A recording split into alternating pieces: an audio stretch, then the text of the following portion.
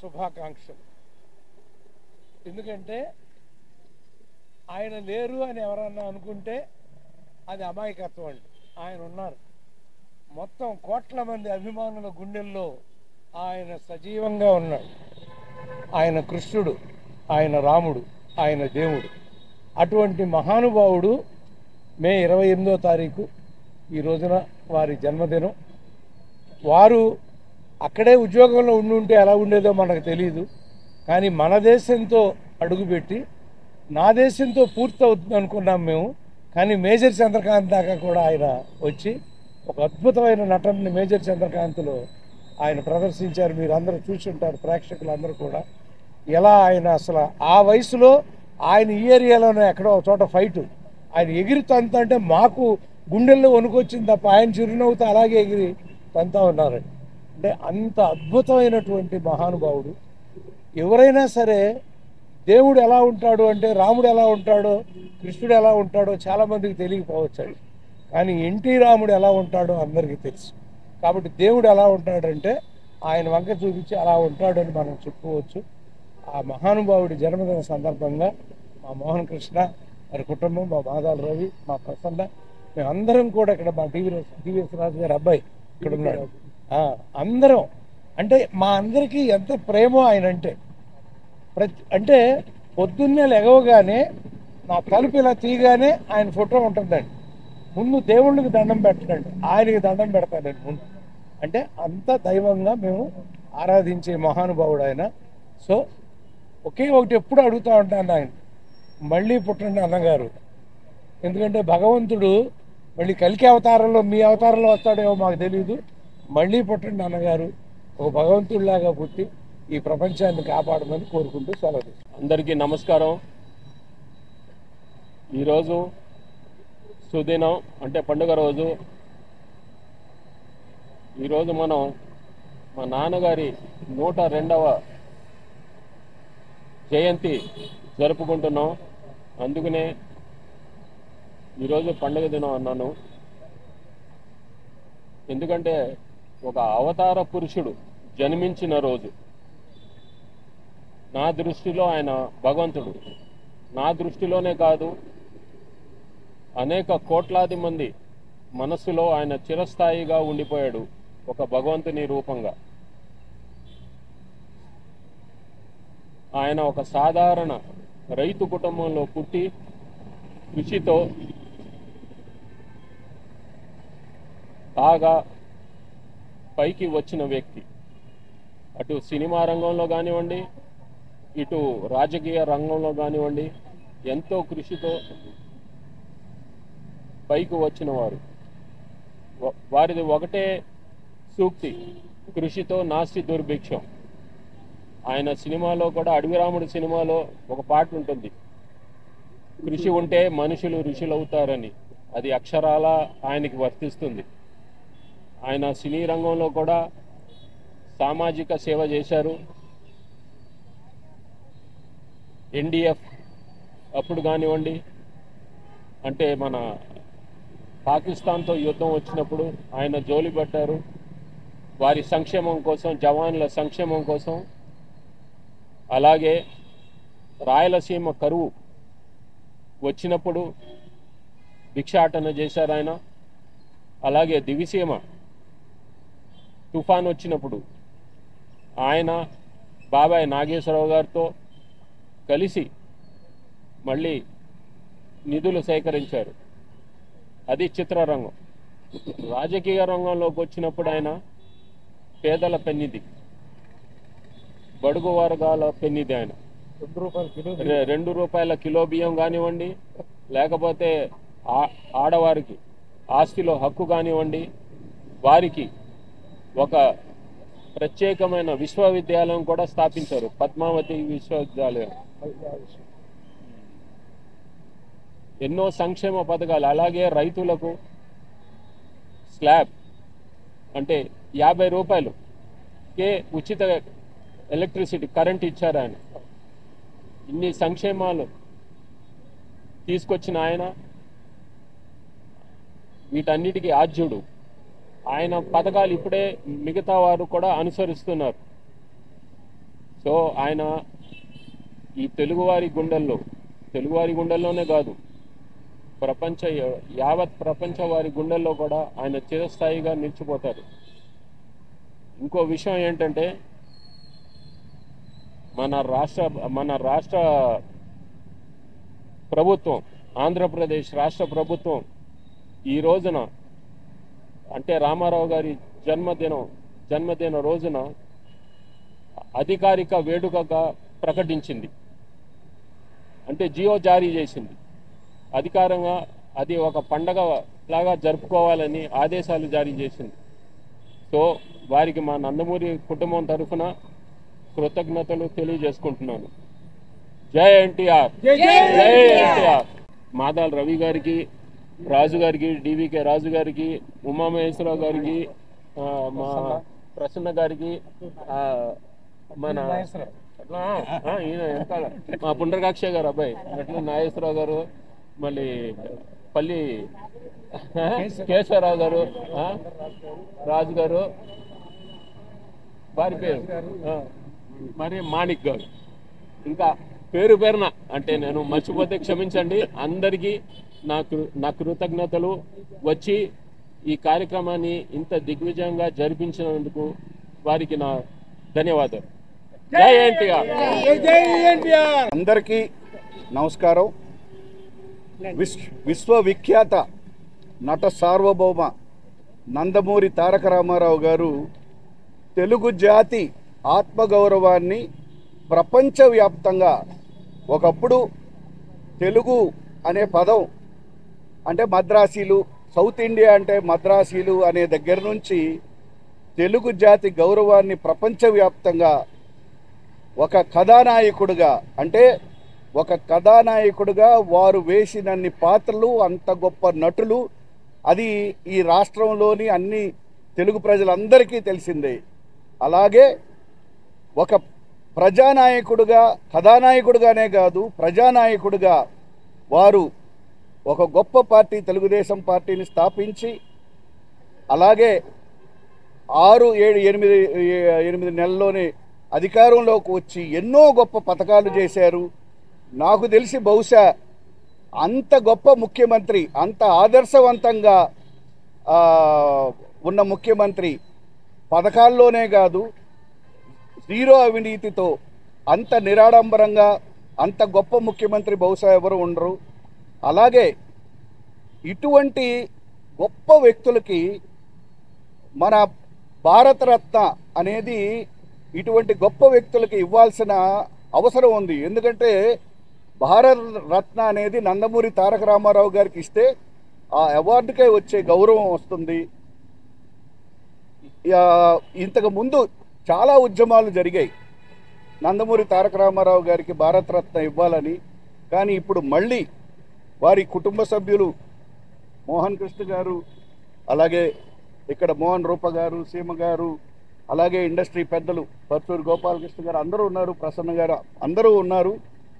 మేము మా film industry తరఫు నుంచి కూడా భారతరత్న నందమూరి తారక రామారావు గారికి ఇవ్వాలని ముందుగా 102వ జన్మదిన శుభాకాంక్షలు మా మూవీ ఆర్టిస్ట్ అసోసియేషన్ తరఫు నుంచి నందమూరి తారక రామారావు గారికి 102వ జయంతి ఇది.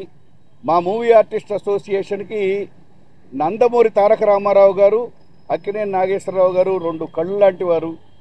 ఇక నందమూరి తారక రామారావు గారి ఆదర్శాలతో అటువంటి గొప్ప వ్యక్తులు మాకు నాయకులు అని చెప్పుకోవటమే మా మూవీ ఆర్టిస్ట్ అసోసియేషన్కి చాలా గౌరవప్రదమైంది. అందుకని ఇటువంటి గొప్ప మహనీయుడు, అలాగే వారి పిల్లలు కూడా మీకు అందరూ తెలిసిందే, వారి భావాల్ని కంటిన్యూ చేస్తూ సామాజిక స్పృహతో ఉంటున్న వాళ్ళందరికీ మా విప్లవ శుభాకాంక్షలు తెలియజేస్తూ మరోసారి నందమూరి తారక రామారావు గారి 102వ జయంతి నాడు వారికి మా విప్లవ జోహార్లు తెలియజేస్తూ సెలవు తీసుకుంటాం. పుణ్య దంపతులైన మా తాతగారు నందమూరి తారక రామారావు గారికి, మా నానమ్మ బసవరామ తారకం గారికి పాదాభివందనాలు చేసుకుంటూ, ఇక్కడ విచ్చేసిన పెద్దలకు, ఆప్తులు, మిత్రులు, మీడియా మిత్రులందరికీ పేరు పేరున నా నమస్కారాలు తెలియజేసుకుంటున్నాను. ఇవాళ మా తాతగారు 102 జన్మదినం కావటం సందర్భంగా ఇక్కడ అందరూ మనం ఏకమయ్యి ఆయనకి విషెస్ తెలుపుతానికి వాళ్ళు ఇక్కడికి వచ్చినందుకు చాలా సంతోషంగా ఉంది. ఎన్టీఆర్ అంటే 3 అక్షరాలు కాదు. ఎన్టీఆర్ అంటే ప్రతి తెలుగువారి పౌరుషమైన, ఎన్టీఆర్ అంటే ప్రతి తెలుగువారి ఆత్మగౌరవమైన, ప్రతి తెలుగువారికి, తెలుగు జాతికి ఆయన దైవం. ఆయన తెలుగువారి గొప్పతనం, తెలుగు జాతి గొప్పతనం సాటి చెప్పిన మహానుభావుడైన, క్రమశిక్షణకు, నీతి నిజాయితీకి ఆయన ప్రతీక. ఒక సినీ నటుడిగా స్వయం కృషితో అంచులంచులుగా ఎదిగి ఎన్నో అద్భుతమైన పాత్రలు పోషించడం జరిగింది. రాముడు ఆయనే, రావణాసుడు ఆయనే, కృష్ణుడు ఆయనే, దుర్యోధనుడు ఆయనే, కీచకుడు ఆయనే, అర్జునుడు ఆయనే. నాయకుడు, ప్రతి నాయకుడు పాత్రలు పోషించి ప్రజల్ని మెప్పించగలిగే ఏకైక నటుడు మన అన్న ఎన్టీఆర్ గారు. 1964లో మన ప్రధాని లాల్ బహదూర్ శాస్త్రి గారు ఇక్కడ నిజాం కాలేజ్ క్యాంపస్లో ఆయనకి ఒక శీర్షిక ఇష్టం జరిగింది. అదే నటరత్న. 1974లో శ్రీశైల్ జగద్గురు గారు నవరసాలు పండించే ఏకైక నటుడు మన అన్నగారు అని ఆయనకి ఇచ్చిన శీర్షిక వరల్డ్ ఫేమస్ యాక్టర్. అదే కాకుండా అశేష ఆంధ్ర ప్రజలు ఆయన పట్ల చూపించిన ప్రేమ, ఆప్యాయత తిరిగి వాళ్ళకే చెందాలని ఆయన జీవితం ప్రజల కోసం అంకితం చేసుకున్నారు. ప్రజలే నా దేవుళ్ళు, సమాజమే నా దేవాలయం అని అతి కొత్త సమయంలో టీడీపీ పార్టీని గవర్నమెంట్ ఫామ్ చేసి ఎన్నో సంక్షేమ పథకాలు తీసుకొస్తడం జరిగింది. ఆయన ఒక చరిత్ర అందరికీ తెలిసిందే. కానీ ముఖ్యంగా ఒక నటుడుగా అయినా సరే, ఒక రాజకీయ నాయకుడైనా సరే, ముఖ్యంగా ఆయన ఒక సంఘ సంస్కర్త అని నేను తెలియచేసుకుంటున్నాను. అట్లానే మొన్న పహల్గాం టెర్రరిస్ట్ అటాక్లో చనిపోయిన మా తోటి భారతీయులకి ఆత్మకి శాంతి కలగాలని కోరుకుంటూ వాళ్ళ కుటుంబ సభ్యులకి దేవుడు మనోధైర్యాన్ని కలిగించాలని కోరుకుంటున్నాను. జై జవాన్, జై హింద్, జై ఎన్టీఆర్, జై ఎన్టీఆర్, జై ఎన్టీఆర్, జై ఎన్టీఆర్, జై ఎన్టీఆర్, జై ఎన్టీఆర్. అందరికీ నమస్కారం. ఇవాళ మా తాతగారు నందమూరి తారక రామారావు గారి జన్మదినం.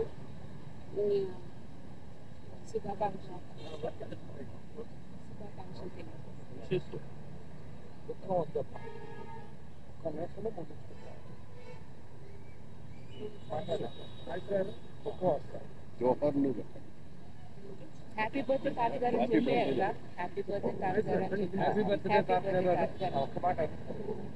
Happy birthday. ఆయన మనందరి మధ్యలో ఉంటూ మన ముందుకు తీసుకెళ్తున్నారని నమ్మకం నాకుంది.